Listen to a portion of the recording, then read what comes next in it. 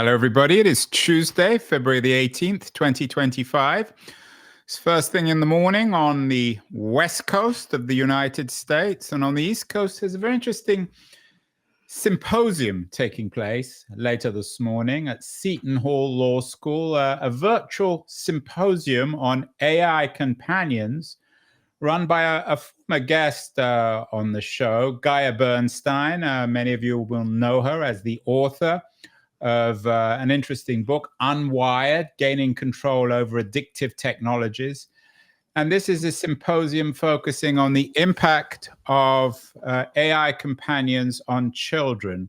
Gaia is joining us from New York City. Gaia, good to see you again. Good to see you too. Thank you for having me.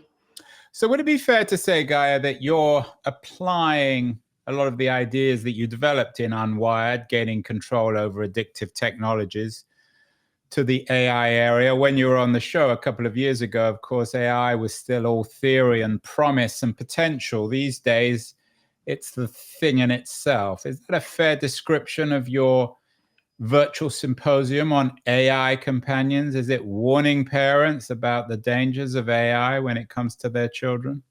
Yes, I think everything is very much related.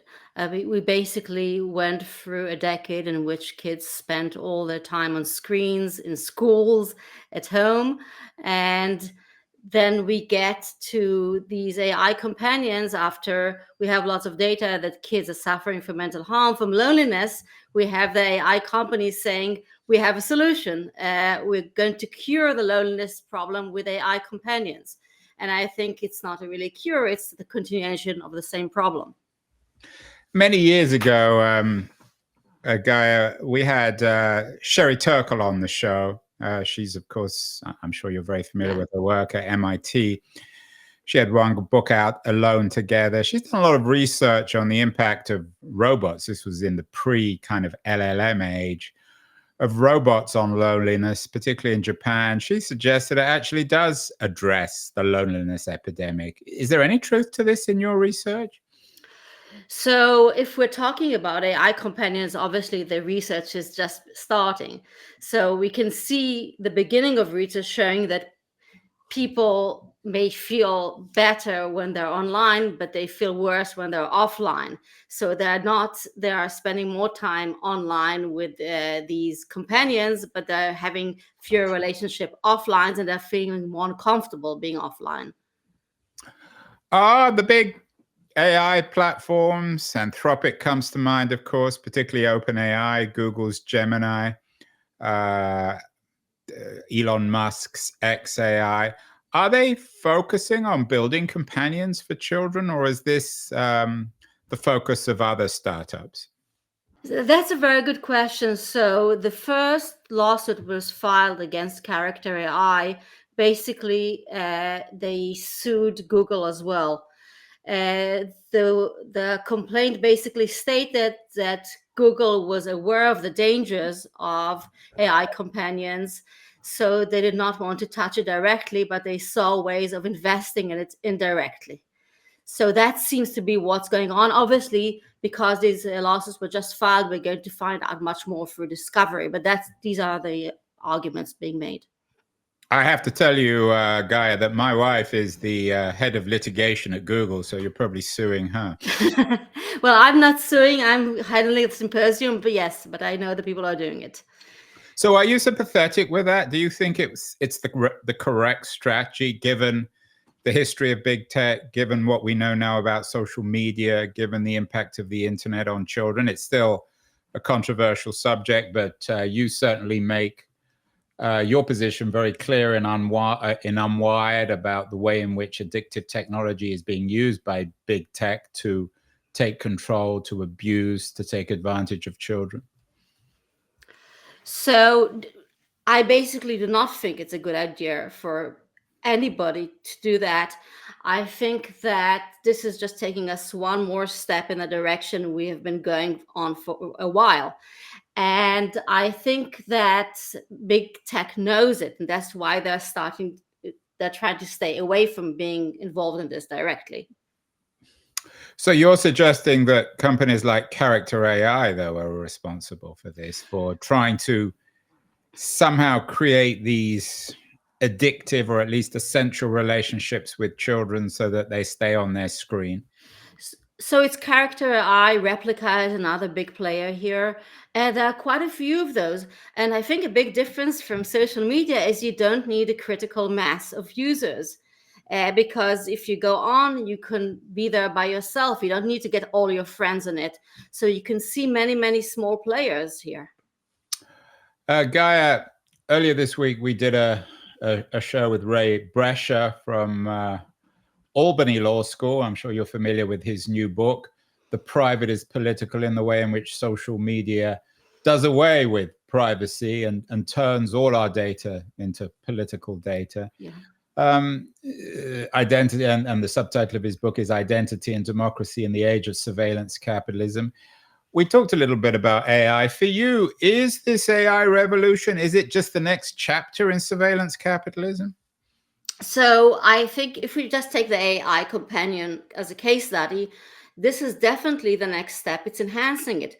If you think about everything that's been going on with social media, with games, we have a business model in which we get products for free, and companies make money through collecting our data, keeping us online for as long as possible so they can collect more data, and then targeting advertising on us based on this data. So they need us to be there online as long as possible in order to see the advertising. So what is, for example, companion AI, what are they doing? They are getting even better data because they are getting very intimate data from that they're collecting. So for example, in the onboarding process, I'll just read to you one question that you have to answer. And there are many of these. You basically select a character that will be compatible with you. So one of the questions is, how would you like your replica to treat you? One, take the lead and be proactive. Two, I enjoy a thrill of being chased. Three, seek emotional depth and connection. Four, be vulnerable and respectful. Five, depends on my mood. And there are many questions, so that the kind of private information that I'm getting is much more sophisticated than what you could have gotten beforehand. So they're continuing this, and they're continuing the engagement model of keeping us online for as long as possible. So this is just an enhancement of everything we had before, though there are some variations on the business model. And the thing that occurs to me as a parent, although my kids now are grown, is that kids, particularly those under 12 or 13, are much more vulnerable to that kind of intimacy. They are much more vulnerable because the prefrontal cortex is less developed, and so they are more vulnerable to emotional attachments. They're more vulnerable to taking risks. And on top of that, one of the addictive measures that is being used by these AI companies is anthropomorphism. So basically, they use human qualities for their AI bots. And if you think about it, kids think their stuffed animals are humans. Adults don't think this way. But they make these AI bots seem human, and kids are much more likely to get attached. And if you go on these websites, they speak in human voices. They have personal stories. They stop for lunch. They're needy. They keep texting you, and not the company itself, but the actual characters keep texting you. Where are you? I miss you. And kids just buy into that, and they also don't have the kind of history that adults have in building social relationships, so they don't know anything else. And I think at a certain point it just becomes easier. So why deal with difficult real world relationship, and if you can deal with a bot that adjusts to what you want? So what are the current laws on this? So if you go to character AI, do you have to be over 16 or 18 to be able to set up an agent. I know that, and I'm sure you're very familiar with Jonathan Haidt's book, The Anxious Generation, how the great rewiring of childhood is causing an epidemic of mental illness. I'm sure Haidt is doing work in this area too. He suggests that the best way to address this is simply to require not to allow children maybe under 16 or 18 from using social media. I would guess you would extend it to this. Okay, is it legal to go onto a character AI as a 14-year-old and create one of these bots? Well, right now, it's in a way, it's the Wild West, you know. Yes, there is COPPA, which is the child privacy law, which was COPA, yes. and this has been there since the beginning of the internet. It's not enforced much. The idea is if you're under 13, you're not supposed to do this without parents' consent. But everybody knows that COPPA has to be updated, and there's all kinds of efforts to update it. So supposedly, kids are not supposed to be there if they're under 13. But on top of that, there's no real age verification on the internet. And some cases also over 20 years old decided that the internet should be free for all and there should be no age verification. So if you think about it, you know, in the real world, kids are very limited. They can't gamble, they can't buy cigarettes, they can't drive. But if you go to the internet, there is no way to protect them for anything because you're not supposed to use age gating. And that's what's happening here. So you can have, you know, recommendations on the App Store, but that's not going to prevent any kid. Yeah, and Haidt, and I know you in your Unwired book focused also on the way in which children now are particularly addicted to pornography, boys especially, but also girls. I'm guessing that the pornographic potential for this is enormous in terms of acquiring online sexual partners, boyfriends, girlfriends, all this kind of intimacy. You're guessing correctly. So not all of it, but many of these AI companion websites are exactly that. There are girlfriends who teen boys or young men they can create them as they want, you know, the physical characteristics, how they want them to treat them. And that's another part. The problem has two parts. There's general social relationships, and then there's intimate social relationships. So if that is your model for what intimate relationship has to be like, what will happen as these kids grow up? And that's how they think things should go. Gaia, not everyone, of course, will agree with you. Last week we had Greg Beto on the show. He just co-authored a book with Reid Hoffman, the co-founder of LinkedIn, very wealthy, powerful figure in Silicon Valley, called Super Agency. What could possibly go right with our AI future? If we had Beto or Hoffman on the show now, they might agree with you in some ways, but say, well, AI companions also have enormous potential. You can have loving, non-pornographic relations, particularly for lonely children. You can have, of course, teachers. You can have friends, especially for children who struggle socially. Is there any value, in your view, in AI companions for children? So, you know, this is a question I've been struggling with, and I hope we'll talk about it in the symposium. So basically, what does it mean for an AI companion to be safe? Because if you look at these lawsuits, they're saying this is unsafe design. So some things are clearly unsafe. Like these lawsuits are about kids who the AI told to kill themselves and they killed themselves. Or a kid whose the AI told them that they should stay away from their parents because their parents are dangerous to them. So, or kids who I told them how to harm themselves. That's clearly unsafe. I think most people would agree with me. That's not safe. Although, again, there are kids with violent parents, abusive parents. So in that sense, if you have a violent, abusive parent, physically or mentally, an AI agent may be an essential refuge. Yes, it could be. However, this argument is also made a lot about social media. people are saying kids need social media because that's how they can explore their identities. The thing is this the best way to explore your identity with a non-human person who can basically take you in very unhealthy directions? So what's the solution? I mean, I know you've got this symposium coming up today, so you may not have all the answers, but what are you going to be addressing later today? So I think one of the thing is thinking about what do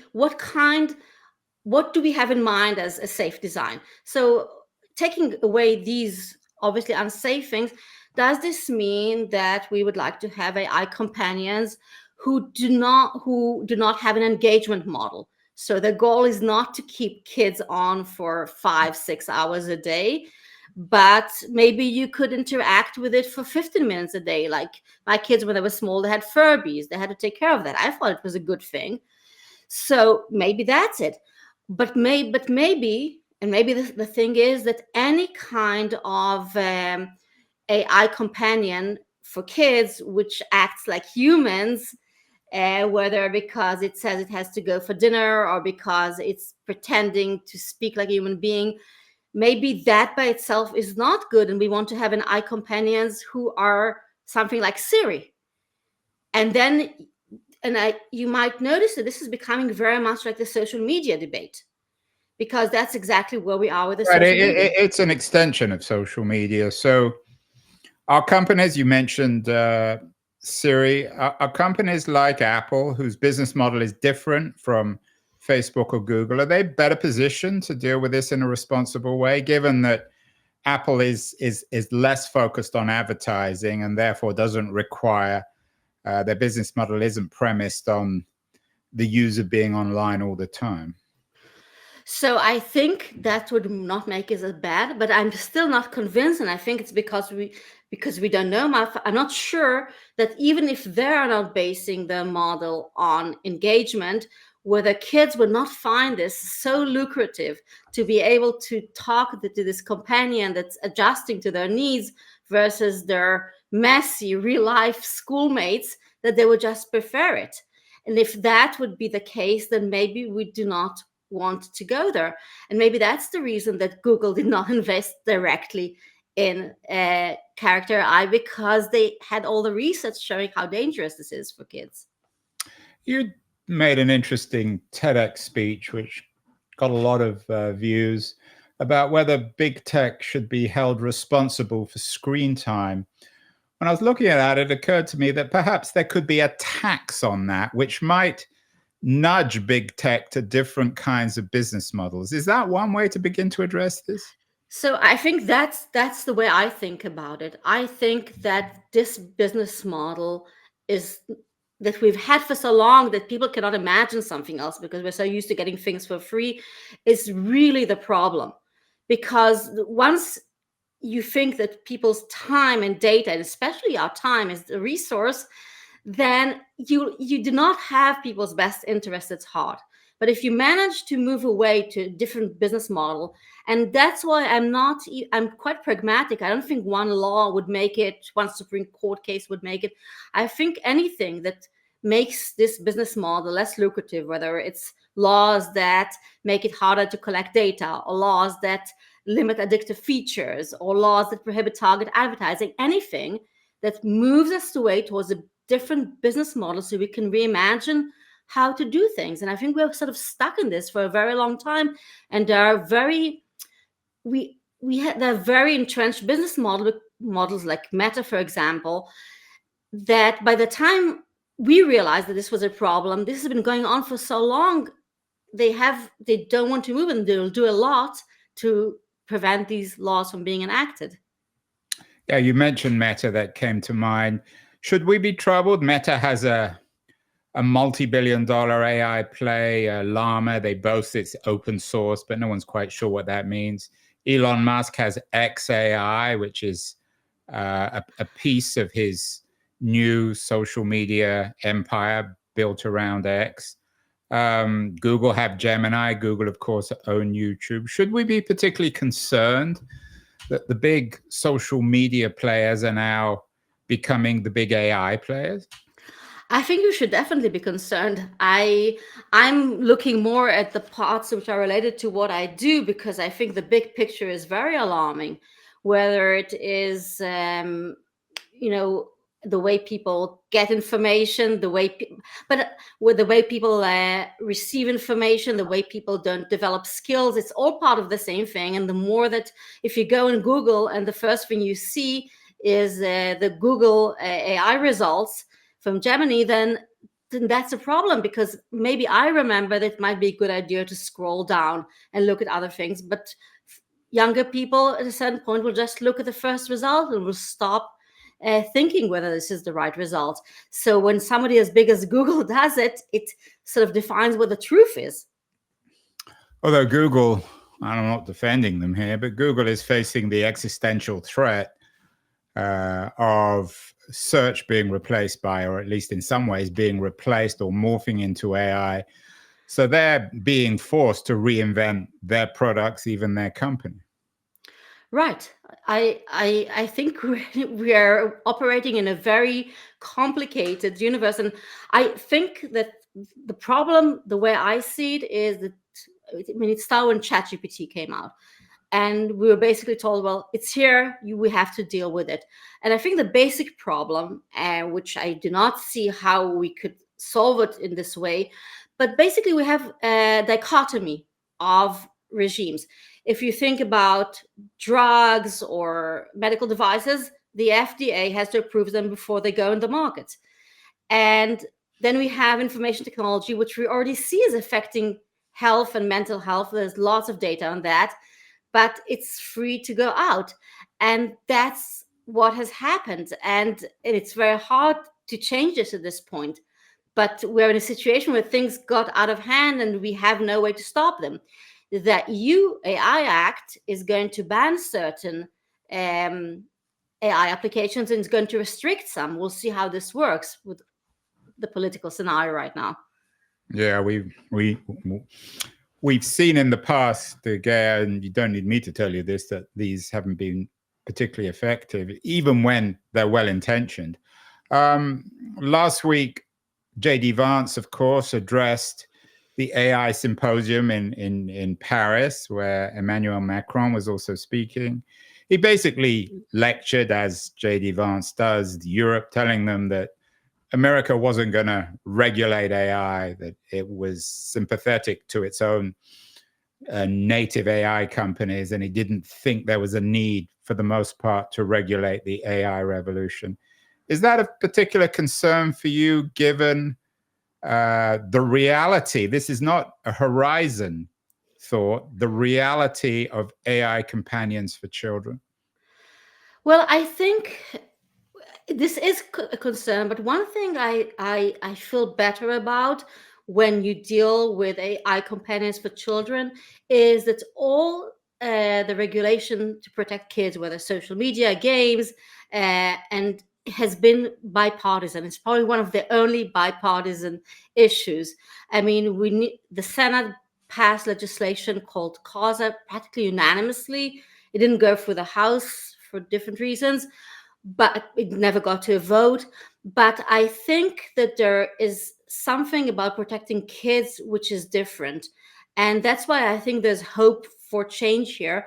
And also because AI companions, we're not at the same point that we are with social media. There are windows of opportunities to regulate things. And we're not at the point where big business interests are entrenched, social norms are entrenched, every kid has his AI girlfriend. So I think there's an option to change things before it gets so bad. And I think there is the political willingness to do that. Gaia, do you think that the native AI companies, too, in particular, come to mind? OpenAI, which was set up originally as a nonprofit designed to protect humanity from AI, and Anthropic, which seems of all these big startups to be the most public-spirited. Are they likely to be a little bit more open to recognizing the kinds of arguments of people like yourself? I think they are, and I think they are speaking to people, and they're trying to talk about putting some safeguards into AI. So I think there is some hope there. But as I said before, the AI companion websites are concerning to me because you don't need a critical mass. You could have many of them, many small ones. It's not like social media where you have a few big ones.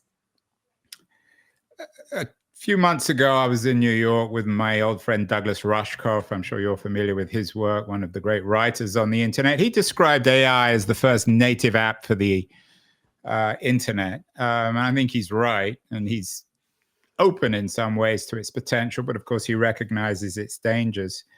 It seems as if when it comes to kids, this generation of children in certainly their early teens are going to, for the first time, be growing up with the potential to have AI companions. It's a profound shift. It's perhaps the most revolutionary, certainly from an ontological point of view, not just in the history of the internet, but in the history of the modern age, that kids will be growing up with the potential to make friends and have relationships with machines. Do you agree with that? I hope it won't get there, but I think that if we will not do something, that's what's going to happen. And we have to recognize that kids' life have changed a lot. Generation Z, the kids who are now in college already have grown up very differently than we all did. They stay home much more. They go to parties much less. There are a lot of studies showing. The Heights anxious generation, exactly. Exactly, but these kids are not kids anymore. I mean, they're becoming my law students now. They're going to law school soon if they're not already there. So that's one stage. I think you add AI companions to that, and I don't know how they will even be able to interact. I already see differences in the way my students now interact to the way my students interacted 10 years ago, the way they talk and the way they interact out of class. So imagine a kid which is not used at all to talking because they're just used to discussing things with AI, which always adjusts to them and gives them positive reinforcement. What would they do when things don't go their way? So maybe in a sense, Gaia, I mean, I take your point about protecting younger kids from AI companions, but maybe we're barking up the wrong tree. Should we be looking at regulation to protect the anxious generation from these new AI companions, even kids in their early 20s who have the emotional maturity of 10-year-olds? Well, ideally, yes. I think I'm a realist though, and I think it's much easier to pass laws to protect kids. Ideally, I don't think it's good for anybody. It's definitely not good for this generation who's already not been exposed to enough real world interactions. But it's one thing, and the reason I focus on kids so much is partly because I think they do suffer the greatest harms because they're still developing. But the second reason, and that's my hope, is that when things change for kids, when tech companies have to change their designs, maybe even change their business model, it will become less lucrative to do this for adults, and then it will change for all of us. A few days ago, I was at a Silicon Valley event, always about AI, of course. One of Silicon Valley's legendary investors, Tim Draper, was there. He's always been a visionary, very successful venture capitalist. In fact, his father was one of the first venture capitalists of Silicon Valley. He runs Draper Fisher. He said that he's now recorded for many hours himself, so that there's the data, if you like, out there for virtual Tim Drapers. It makes a lot of sense. Are we going to see that kind of technology, for example, not just with powerful tech people like Tim Draper, but for all of us, so that parents, for example, can create virtual Gaias or Andrews so that their kids will be able to communicate with us when we're out? So actually, I've heard of something like that. I don't know if it's been commercialized or not, but the idea is of having, books read to kids with a parent's voice. So if the parent doesn't have time, the kids can hear the books. Now you start getting the idea because the parent who reads the book is always patient, always there, never distracted, compared to the real parent who may not be the most perfect parent. And so it's a bit similar to the AI companions. You're starting to think that that something is wrong with your parent because they're not as good as your AI. Should we be chilled by this? I mean, some parents might think to themselves, I'd like to do this. My kids are, I have to work. And I'd like to be able to provide my kids with a virtual version of myself. We know that from time to time, parents die, and then kids are not able to communicate with them. I can see all sorts of arguments in favor of this. Are you open to that, or is it by definition dangerous? I think it's a very bad idea. First of all, I don't think people should prepare their virtual AI for when they die. I don't think that's a healthy idea to start from. But it's similar to what happened to us with screens. I mean, parents felt that, it's so difficult, let's give them the screens. The more you give them the screens, the more they ask for it. Now I go out to New York City, families are sitting in the restaurants, the kids are looking at screens wearing their earphones. So why even go out for dinner? So I think it's very dangerous to start heading in this route because it's very difficult to stop it, because it's so convenient. And that's what we're being sold in a way, convenience. But this is much more profound than social media. I mean, social media was in its own way radical, changed a lot of things. We could communicate. We all became online stars. But this represents a much more profound change in how we think of ourselves and our relationships, doesn't it? I think it does. I think it changes how we. Well, I think first of all, you really have to differentiate between somebody who has never had a relationship, who is 13 and just starting to develop the relationship, versus You an mean adult. a romantic relationship or any relationship? Well, depending on age, but I think for kids, it could be definitely a romantic relationship, but also any relationship. For them, it will definitely structure how they see relationship and what they're capable of. For adults, some adults may like it because it will be easier, and some may not. It's hard to predict how this will affect adults, although we can see that many adults are comfortable staying home with their screens now and hanging out with people less. I wonder whether we're just going to have more of the same, in the sense that there'll be the Jonathan Haidt of the world, responsible, wealthy parents who are highly involved in their kids' lives, who will do a good job managing and screening their kids from AIs. I'm guessing you're the same. My kids are grown now, but I probably would be the same. And as always in this digital revolution, it's the poorer communities, one-parent families where the parents have one or two jobs, who are most vulnerable.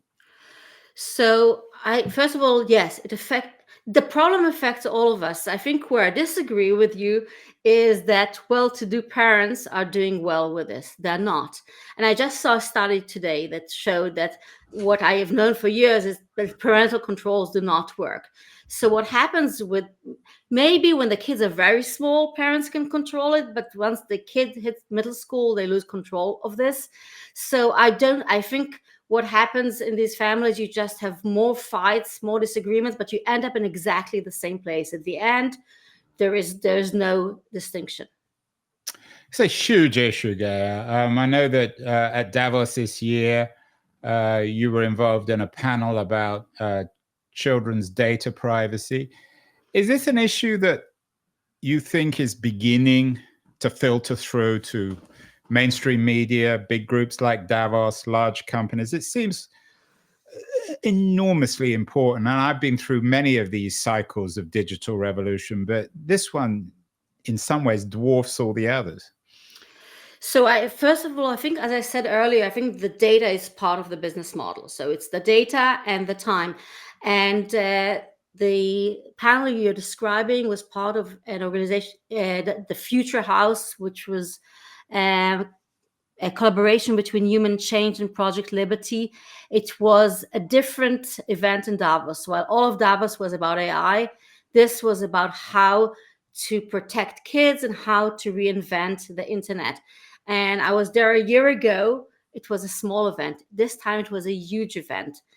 It was overflowing with people, which makes me feel, and that's something I've also noticed, that since 2023, there's been a big change in how much attention is given to the topic. I think it's both the end of the pandemic and the amount of scientific data and books like John Haidt's book that are coming out, but there are huge movements, especially the school movements, which are banning phones. Finally, Gaia Bernstein, at what point are we going to be able to do this conversation with a virtual Gaia and a virtual Andrew? I mean, how can we even be sure that you're real right now? You can't, but I hope that you and I at least will not. I cannot say what my kids will do in years from now, but maybe in that sense, our generation is a bit better off. And what are you going to get out of your symposium later this morning? I mean, no symposium is ever going to fix all the problems of the world, but what do you want to come away with it from? So I have two goals. This is just the beginning of the conversation about this. The first goal is to make people aware of this issue. Parents realize that their kids are maybe in social media. They want to prevent it, but it's very difficult to find out whether your kids is in discussions with AI companions. So I think to put this on people's radar that this is happening and that this could be harmful, and to pay attention to this. The second thing is to talk about the legal options. What can be done about this? We have the lawyers who have filed the first lawsuits against Character AI, that filed the lawsuit with the FTC, complaint with the FTC against Replica. So they're going to talk about what they've done, and we have some law professors who will talk about the general framework. I think it's just the beginning of a discussion about this. We tend to have these trends. Like a few years ago, it was just games. Then it was just social media, and lots of people forgot that games are exactly the same. So I hope my goal is to put AI companions within the conversation, not to make it the new only trend, but to start realizing it's all part of the same story. It is, and it's just the beginning of the conversation. Gaia Bernstein, congratulations on this symposium. It's an important one, and you're on the cutting edge, quite literally, I think, of all these issues. So we'll definitely get you back on the show. So much more to talk about. And as always, an honor to have you on the show. Thank you so much. Thank you so much for having me.